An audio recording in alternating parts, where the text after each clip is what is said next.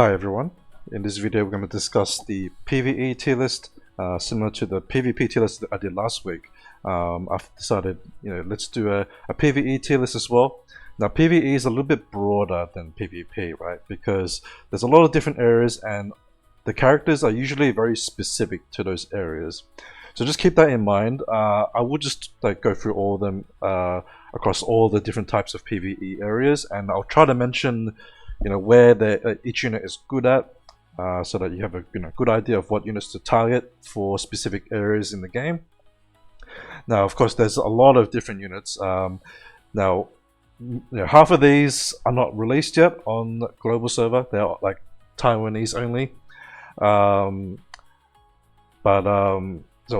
I won't go through those units, but any unit that is in global will be talked about. At least the ones that I think are worth mentioning. So anything that's not on this unranked list here, it doesn't mean the unit is bad. It's just that they're not as efficient, or I don't have enough experience to know whether the unit's good or not. So if there's a unit that you really like the design of, by all means, build that unit, give it a go, see it and see how it goes, right? You don't really lose that much, right? Like, to be honest, like if you just use a few units from this list that I'm going to show, it will probably carry you for most of it, and then you can just play around with other units. It's not a big deal. Alright, so the tiers I'm going to rank them into. So obviously for S rank, that's your typical, best units, like best in slots for certain specific areas of the game. So whether that is for main story progression, bosses or crusade raids, Moon Abyss. There's a few different areas, so we'll go through that. And then the A rank is your very solid units, good choices all around. Not quite as OP as the ones in the S rank, but they'll do the job, right? That's the sort of unit that will be in the solid tier. Usable, mostly the alternate versions of certain units that are in the upper two tiers. If you don't have these units, then there's alternative units that you can use in place of them that aren't as good, but they'll do a very similar job. So those are the usable tier. And then we have the niche tier, which is basically just units that are good for very specific situations. So you won't see them very used much at all, but they do have a spot somewhere. Like, generally speaking, these will be for crusade raid bosses, because that's very specific on certain bosses and how they work.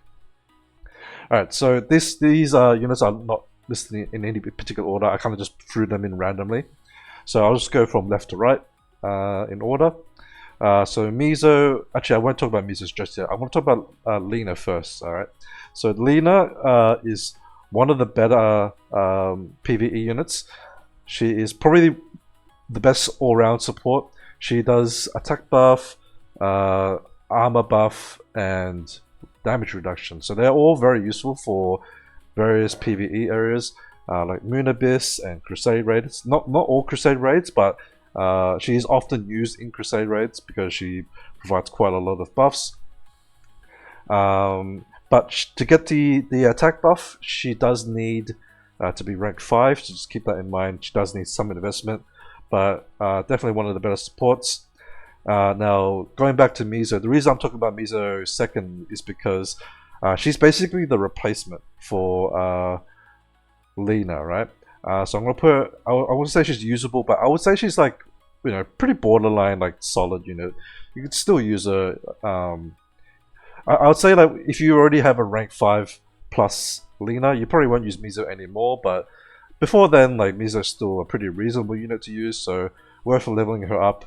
And supports are very easy to build, right? They don't need specific cores or anything, so you just need to level them up to get their support power up, and you're good to go. Of course, probably also any resonance gear that has support power, you want to level those as well, but that's not too difficult. Alright, next we have Gin. So Gin is an auto taunt unit, and I would say she is probably slightly above Mizo, because she's probably the best tank in the early game. She falls off once you get a nastier, but I'll talk about nastier a little later.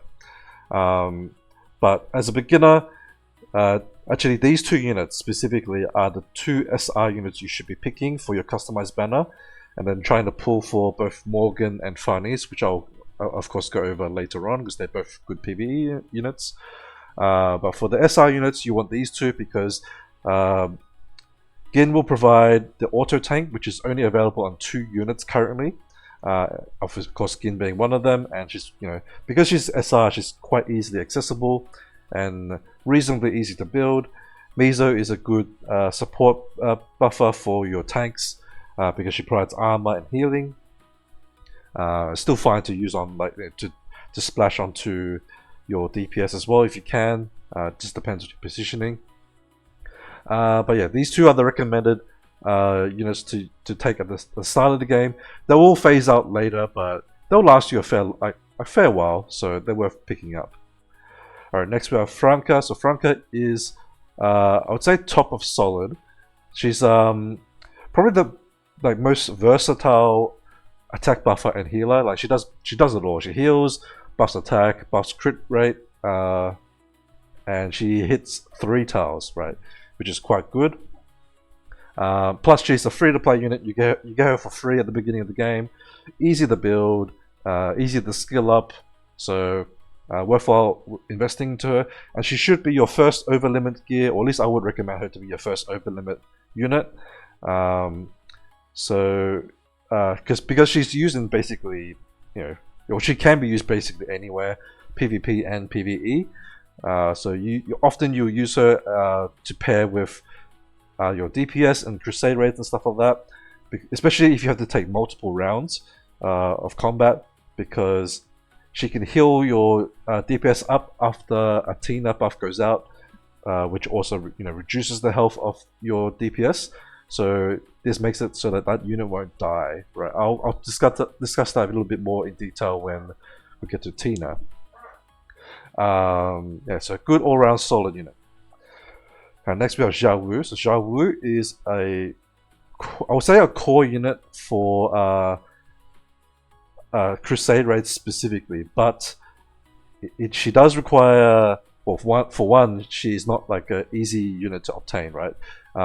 It's more like if you happen to pull her through the banners, then great, but I wouldn't recommend targeting to pull her in customized banner unless you already have Morgan and Farnese and you want to focus on crusade raids. Then you might pick her for trying to do bigger damage in raids, but it's not really necessary. But I do think she is one of the best units for raids, crusade raids, right? She can be a little bit hard to set up, so she's a more advanced unit, right? So if you're like a beginner and you don't want to deal with that sort of thing, she's more of like a solid unit. But I think in terms of like the highest potential, she is one of the best crit damage buffers for raids. Alright, next we have Hotora Gusa. So I would say she's usable. She's like a healer, more accessible than Mizo, but she doesn't buff armor. I forgot exactly her full kit, but I know she's a healer, so she's like the budget healer, right? She's if you need a healer specifically, then you can pick her. But between like Franca and Mizo, you don't really need her, but it's a good option to keep in mind, right? Plus, she's only a rare unit, so very low requirements to build up. Right? Generally speaking, rare units don't have like big requirements. They can only get to level 80, so level 90 at max, right? So there's a lot less experience requirements, and just the general awakening materials and all that are a lot lower than your SR and SSR units. So then next we have Precio. So Precio, at the moment, I would say she's a solid unit. I'm not able to test her out at rank 10. I don't really have like a reason to invest the bookmarks, not bookmarks, the reverbs into her. So it's going to be hard to compare her to the other anti-dodge DPS, which is Valentine Chalissa. I will say on the Japanese tier list, she is listed like at the top tier for anti-dodge. I'm unsure whether that actually means she's better than Chalissa, but when I was testing the 2 units on the dodge boss, that was the most recent boss, at similar rank, around like rank 4 or 5, I did feel like Chalissa was performing better at that rank, but as I said, I can't test it at rank 10, and I was only willing to invest into one of them for raids, so I did decide to make Chalissa. But I think she's a good option. She is a free, not free to play, but like a accessible unit because she's not limited, right? Whereas Chalissa is limited, so if you missed out on Chalissa, you're gonna have to use Pressure anyway. But Pressure is an anti-dodge unit, so that is specifically for Crusade raids. I don't think you would use her anywhere else really, but I mean, you could try to use her in PvP if you want. But yeah, she's mostly a dodge boss DPS, so this is probably where I'll rank her. Alright, next we have Nastia. So Nastia is one of the 2 best tanks for raids, and then all around she's pretty good for like any PvE area. She is the second auto taunt unit, so Gin is the other one, right? But Nastia is better because, well, she's got better stats being an SSR unit.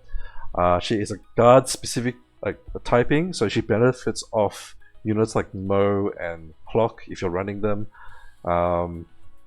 Also, she auto taunts every round, so she like refreshes her auto taunt at the start of every round. Whereas Gin has a limited number of turns before she runs out. She'll probably likely die before then, but it is something worth noting. Nastia also has like a big shield, which is quite nice. So she has a lot of effective health. And if you are willing to put in the reverbs into her skill ups, she pretty much can carry like most PvE areas by just tanking everything and killing them with damage over time. In terms of raids, she is, she's like the second best tank. Farnese is better because she has more health and also has a second life. But Nastia is good in specific situations where you need the auto taunt. So if your DPS needs to move first, right, then Farnese wouldn't be good in that situation because the boss will likely attack one of your DPS after that. In those cases, then you want to run an auto taunt unit, so you use Nastia instead. But just keep in mind, you do have like a time limit with Nastia in those situations because she doesn't have like the second life to refresh like herself, right? So she has like a limited amount of turns that she can buy for your team. And often the bosses usually have things like heal block, so then you can't heal them back up. If they don't, then you're good. You can probably like chuck like a Miso onto her and heal her back up. So it just depends on what boss we have for the month. Alright, next we have Hawk. So Hawk is a niche unit in PvE. So for general story progression, if you happen to have a Hawk, she is quite nice to make your tanks deal reflect damage and increase, like, give them shields and increase the effectiveness. So she is quite good for that. But aside from that, she's not that useful. She has like, I guess she has like a little bit of use in Moon Abyss, but I'm unsure whether that's going to continue for every Moon Abyss. Definitely for the most recent Moon Abyss, she was nice to have, but she didn't carry it as hard as Morgan. Like, if you lose your Morgan, the Hawk's not going to save you. So, or at least at very high like tiers, right? Like T80 plus. If you're doing lower than T80, then she is pretty good because you can use her as a tank. And she has like good shields and all that, reflect damage, quite nice. So yeah, situationally used, plus she's a limited unit, so if you don't have her, then not much you can do about it. But she's not like a must-have, so I would leave her there. Next we have Transcendent Ilya, so just keep note, this is the special version of her. Everyone, if you were playing when she was released, you did get a free copy of her, and she is usable at rank 0, although not super great. Ideally, she wants to have at least a few skill ups to increase the amount of crit damage she provides, but if you have space on your team, you can use her. She doesn't. She is a little expensive to build though. Just keep that in mind. A bit more expensive than your typical SSR units because to awaken her, she needs 150 T3 crystals of 3 different types of crystals, whereas your usual SSR units only need like one lot of 150 T3, and those are the most expensive ones, right? The Tier 2s and T1s are quite easy to get. You probably, oh, at least I have like too many of the selectors for those. And if you're farming your the stages for awakened materials, you have a mix of all 3 types, and you tend to get, you know, more of Tier 1 and less of Tier 3, and they kind of want you to spend your shields upgrading them, but it's very expensive to do that, so just keep that in mind for Ilya. I would not invest into her until like you have all your other units ready, right, and leveled up and awakened. So like a low priority for Crusade raids specifically. Alright, next we have the God of PVE, which is Morgan. So Morgan is good for everything except for Crusade raid, right, or in general bosses, right? Any stage that has a lot of enemies and has assault type units, she is the single best unit that we have at the moment to deal with those stages, because as long as she takes out an assault unit when she attacks, she will blow up the whole screen of enemies, right? Pretty much. As long as you have enough damage, of course, then that's what she'll do. So you will find that at the higher levels of, you know, Abyss at, you know, T80 plus, she may not nuke every single unit on the field, but she will take out most of them. It's only the units that have like max of specific damage reductions, like max mobility or whatever, that might survive. But then you just use other units to finish them off, like say Skadi or whatever. Anything that can go through those damage types, right? And of course she's also good for Moon Abyss, same sort of reason. Sorry, not Moon Abyss, Red Tower, So if you haven't finished your Red Tower progression, as long as there are assault types, then she can also blow up most of those.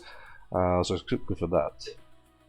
Alright, next we have Valentine Chalisa. So Valentine Chalisa is unfortunately a limited unit, so I'm not sure whether we'll get her again before the new year. Like, you know, considering the name, I wouldn't expect her to come back until Valentine's, but you know, who knows? Maybe they have like a special customized banner where you can select any limited unit to pick. I know there's games like Epic 7 that do that. I'm not sure if Haze is gonna do it, but you know, we can hope. It would be nice to make limited units not like super limited, and you know, you need to wait an entire year to wait, you know, to get the unit again. That would be nice, but who knows with the developers. So from my testing, I felt like she was better than Pressure, but they are interchangeable, right? They both do the same role, which is anti-dodge damage, right? So for Crusade Raid specifically. So yeah, I personally ran Chalisa because I think she's good for PvP as well. So if you have her, I think she's worth the investment. But yeah, if you don't have her, then Pressure is your alternative, right? Next we have Kaihua. So Kaihua is a little niche, but she has nice uses for removing debuffs on your DPS. Plus, she also buffs attack and crit rate. She does reduce them their attack after they attack. So I'm unsure how long it carries for. I don't use it very often, but the main use for her is just to, like, you know, remove things like charm off your DPS if you're having issues with that. For example, in, you know, Red Tower, PvP, maybe like certain like Crusade raids, maybe she's also useful for that.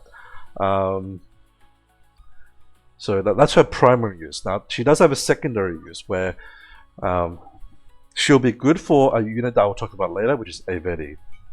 Oh, actually, she's coming out next, but so I guess we can talk about it together.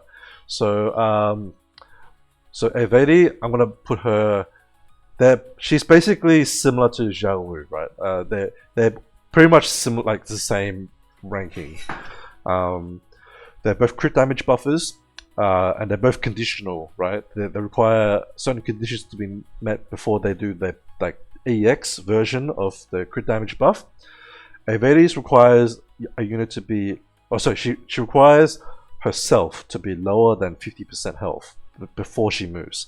So Kaihua is a good unit to do that because she does reduce health on the target.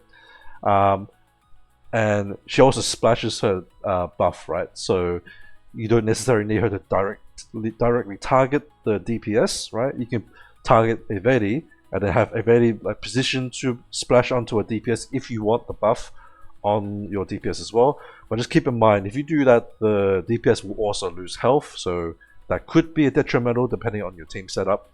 But they sort of work well together in Crusade Raid for that reason.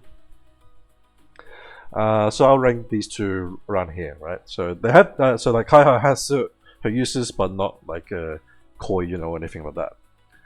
Alright, next we have Maybell. So Maybell is one of the best buffers. I'll probably put her here. Now she requires her overlimit to be as good as Tina, right? But she has like a little extra utility. So they both reduce health on your DPS. But what Maybell does also is she provides a heal over time and a shield with her overlimit, right? So specifically, you do need her overlimit to have all these effects. Without it, she's more like a usable unit, right? But like with overlimit, she is like a core unit. But you basically pick either Maybell or Tina depending on the fight and what you need for your unit. And of course, she's a little less accessible than Tina, right? Because she's an SR unit, so she's a little bit more harder to skill up. Plus, she needs her overlimit, which is a big resource intensive requirement. But they do similar things, like they buff a lot of attack and crit rate, I believe. I think crit damage as well, but I'm not 100% sure. I haven't read all the skills on everyone, but she is a good buffer for Crusade Raids primarily, but she might be useful for Munibis as well for the similar reason as Tina. So if I get her to overlimit 60, I will try her out in those two areas, but mine's not overlimit yet, hence why I'm a little unsure about her kit, but I do think she should be ranked around here. Alright, next we have Julius. So Julius is a usable unit, maybe probably around here because she'll last longer than Gin and Mizo. So basically, she's a good choice for PVE progression, right? So she's a crowd control unit. She stuns 3 units in a straight line. So all you can position her to stun up to 3 units, or you could like hit 2 units that are a little bit apart. Like you could do that too. But just keep note that the stun doesn't last very long, so you have to keep that in mind when you're like setting up the turn orders, right? But very useful as an opener if you're struggling with units that are very dangerous at the start. You know, things like say the frogs or scorpions. Actually, maybe not scorpions. I think they might counterattack her and kill her, but other units that might explode, like there's like the exploding units, she can take those out.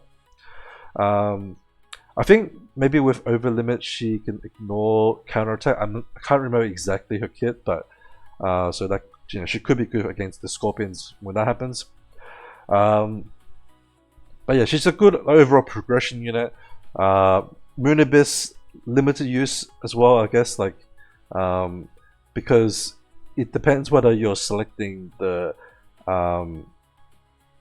anti crowd control haze tiers, like the debuffs, right, or buffs for the enemy. If you're selecting those, then obviously she won't be very good. But if they don't have the any of the crowd control stuff, then she can help you progress through Munibis, especially in say like the normal mode, right?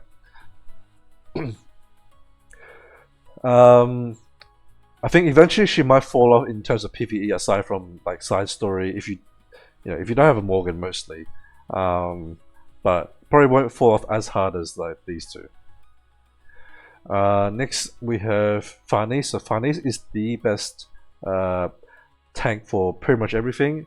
As long as you don't need her to move first on raids, right? So for raids specifically, because her taunt is when she attacks, she has to attack first.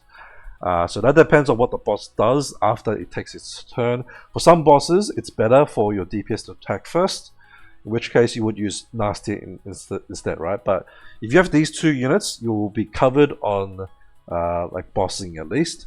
And also they are the best tanks for just general PvE progression because they both taunt and they're both very tanky, of course. Just keep in mind that Finesse does need rank 5 to get her taunt, so she does need a bit of investment, but it is well worth it. So you should rank 5 her at least to for every like area in the game, not just PvP. Sorry, not just PvE, but also PvP as well. All right, next I have Krim. So Krim, I'm gonna put her as usable, maybe slightly ahead of Julius, because so she is a charm unit, right? So what she does is the next unit that would move after her, or in terms of turn order, whoever is in the turn order after her on the opposing team. So for example, if she is on position 2 on your team, then she will charm the unit that is in position 3 on the opposing team. So that is very useful for crowd controlling very problematic units and even making them possibly take out one of their own units as well. So a bit of like a dual purpose unit. Julius, I feel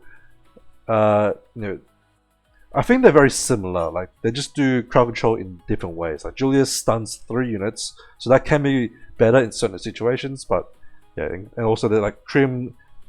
Some units can be immune to charm, so that's another thing to consider. But in general, you use them quite often. I would say they're even like borderline, like solid units.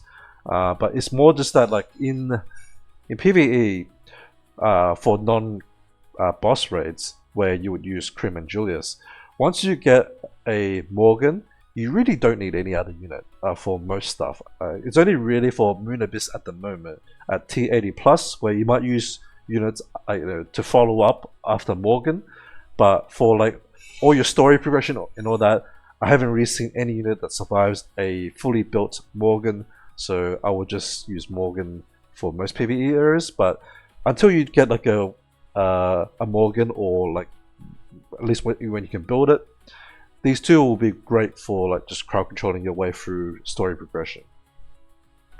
Alright, next we have Lilith. So Lilith is a good alternative to Farnese. Now I'm going to rank her lower than Miso and Gin because you should be targeting Farnese anyway. So Lilith is more of like a temporary unit that you can still use at higher, even if you have Farnese. But if you manage to pull off an early Farnese, you would probably just like focus your resources on Farnese, just because you have very limited amounts of it, and it's not really worth building 2 of the same unit, or not really like same unit, but like 2 units that do very similar tanking duties already, right? I mean, there's some stages where you might need 2 taunts, but pretty unlikely. It's usually 1 auto taunt and 1 activated taunt, which is already enough. Yep. So that is Lilith. Next we have Alice. So Alice is another niche unit. There are some bosses that require multi-hits, and Alice is currently the best multi-hit unit because she attacks 4 times. Actually, it's probably equal best because Belina also does 4. But for any bosses that require a lot of hits, then Alice is good for reducing that count. In general story progression, she's not terrible. She's a decent option, but you're pretty unlikely to have her because you should be taking Kokoro Kami, which I'll talk about next, as your beginner banner unit, because these 2 are the best units in that beginner banner, but your first temple, right? But Kokoro Kami is, generally speaking, much better than Alice. So you should go for her first, and then if you happen to get an Alice just naturally through random pulls, I believe you need her to be rank 1 at least to get her multi-hit. but she is useful for those stages that require multi-hits or boss. Usually, I think it will be mostly bosses that will need it. Next will be Kokoro Kami. So Kokoro Kami is like a very solid unit for PVE progression. Not very useful for raids. She doesn't do that much damage for that. But for story mode progression, she's very good. I should also mention actually, just, before I forget, Alice is a second line attacker, so that means she'll skip the first unit in the row and hit the unit behind that, right? So that's useful for clearing like the way for your Morgan and stuff like that. So she has like a little niche use there as well. Whereas Kokoro Kami will always hit the back line, but she can hit multi-tiles and she can cleave the whole row if she is in the middle. Once she's ranked so skill 9, she can hit all 3 tiles no matter where she's positioned on the board. So she's great at taking out the backline units when you need, especially when you need to take out multi units. Of course, she'll get phased out once you have a high rank, not high rank, a high leveled Morgan. But until then, you use Kokoro Kami to carry you through most of the story. Probably first 8 chapters you'll be using that until you pull your Morgan. Next we have Hoshi. So Hoshi is another healer, very similar to Mizo and Toragusa, so probably around here also. Her targeting is a little weird. I think she targets herself and then she heals all around her. So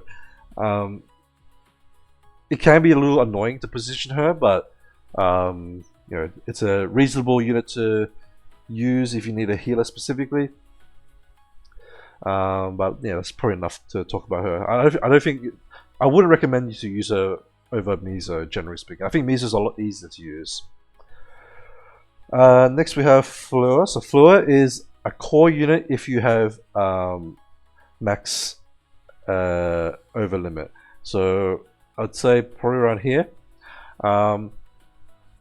She's fairly easy to use because she targets diagonals, right? So that's nice considering like a lot of the other units like Xiaowu. Actually, I can't remember which one. Either Xiaowu or Eveli has like a large single line, like single row buff, and then Franca is also another single line buffer. So having a couple of units on diagonals like Lina and Fleur are nice to make it easier to splash your buffs onto your DPS. And she's also a crit damage buffer, which is generally speaking the best stat to buff on things like your Belina, which I'll talk about soon. If you're using attack like high attack scaling units, then they're not as good. But because currently the best DPS are generally speaking the crit damage units like Belina and Chalissa, the crit damage buffers are the best support buffers at the moment. Next we have Skadi. So Skadi is I'd say around here. So I'd say she's definitely more than usable. She does fixed damage. She is easy to build. She's an R star, so like an R rated rarity unit. So very easily accessible. Ignores all damage reduction types. Hits 2 tiles, which is quite nice. That can be very useful for clearing multi units or clearing the way for your Morgan. She's even usable in Crusade Raid just because she has the fixed damage. So since all bosses at the moment, at least as far as we've seen, have had some sort of damage reduction specific to that boss, Skadi is a good beginner unit, right, for those bosses to get you started. You clear usually, generally speaking, the first couple of difficulties. To go progress higher is a little bit more tough. You probably need a lot more investment in your units and probably multiple supports that buff attack to make her do enough damage. But yes, pretty solid unit, and she will last you a fairly long time. Alright, next we have Belina. So Belina is currently the best Crusade raid boss all around.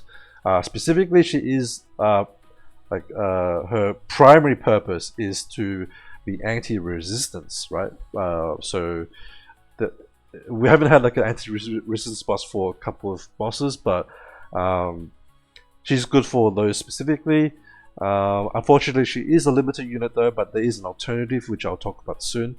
But she seems to be usable on every single boss, even though even on like dodge bosses, she was doing pretty good damage. My ult was even able to clear the most recent dodge boss, right?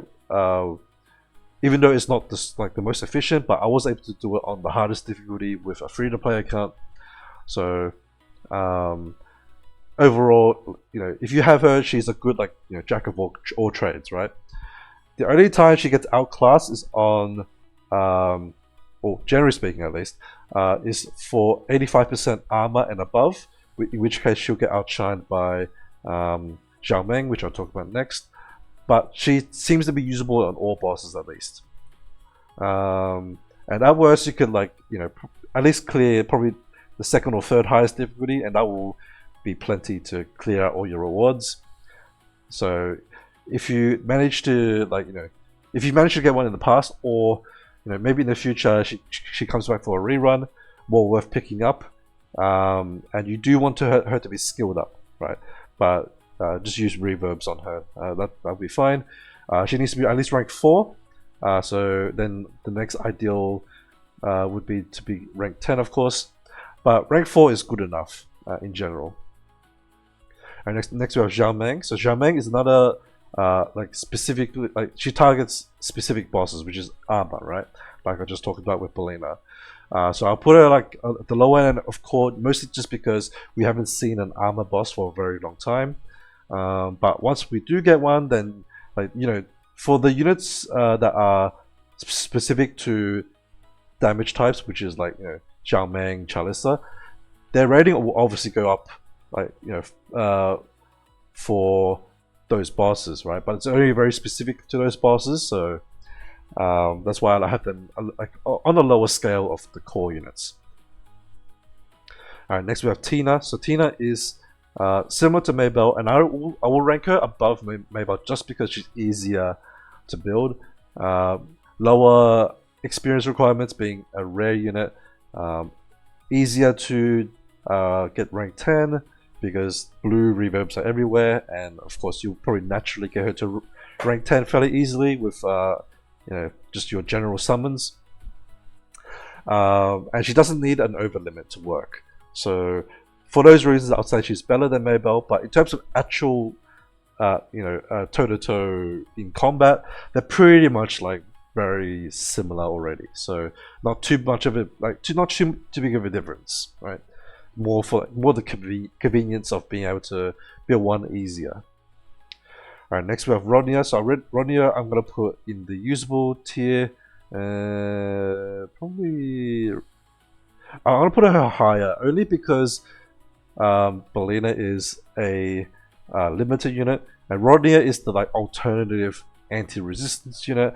I don't know how well she performs. I think I do have one, but I haven't built her to try out, and I don't think I'm going to bother because I don't want to invest skill ups into her since I already have a max Belina.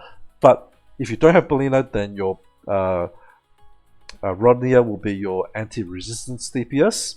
Obviously not as good as Belina, but good enough for free to play that has missed out on the limited unit. And lastly, we have Momika, who's another niche unit. So Momika has specific uses for whenever you need a continuous heal. That's good for her. It's good to run.